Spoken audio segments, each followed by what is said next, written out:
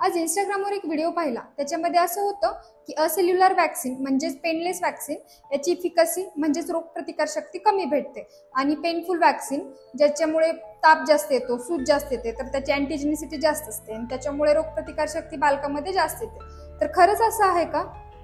तर हे पेनलेस आणि पेनफुल हे कन्सेप्ट सगळ्याच वॅक्सिन्सला लागू होत नाही। ते फक्त पर्ट्युसिस वॅक्सिन जे की डिफ्थेरिया आणि टिटॅनस सोबत दिलं जातं त्याच्यासाठी लागू होतं।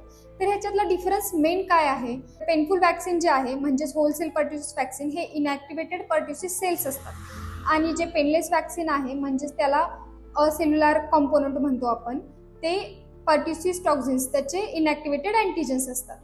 तर यामध्ये त्याची अँटीजेनिसिटी किंवा रिॲक्टिव्हिटी यामध्ये फरक आहे। जे होलसेल वॅक्सिन असतात, पेनफुल वॅक्सिन्स असतात, त्याच्यामुळे येणारा ताप किंवा वॅक्सिन दिलेल्या जागेत येणारी सूज ही थोडीफार जास्त प्रमाणात असते आणि जे असेल्युलर वॅक्सिन पेनलेस वॅक्सिनमुळे ते साईड इफेक्ट्स कमी प्रमाणात होतात। जेव्हा ह्या वॅक्सिनच्या कंपॅरिझनसाठी स्टडी करण्यात आले तेव्हा असं आढळलं की जे पेनफुल वॅक्सिनमुळे इम्युनिटी भेटते ती थोडी लॉंग लास्टिंग म्हणजे 7 to 10 years पर्यंत राहू शकते आणि जी असेल्युलर म्हणजे पेनलेसमुळे भेटते ती फास्ट असते पण 3 to 5 years पर्यंत राहू शकते। तिसरी कंपॅरिझनची गोष्ट ते म्हणजे इफिकसी। दोन्ही वॅक्सिनची इफिकसी ऑलमोस्ट सेम आहे। जर किंमत कंपेअर केली तर पेनलेस वॅक्सिनची किंमत जास्त असते। सगळ्या पालकांना एक विनंती, जेव्हाही तुम्ही तुमच्या बाळाचं लसीकरण करता तेव्हा सोशल मीडिया किंवा गुगलवर सर्च करून कोणती बाळाला लस द्यायची ते ठरवू नका।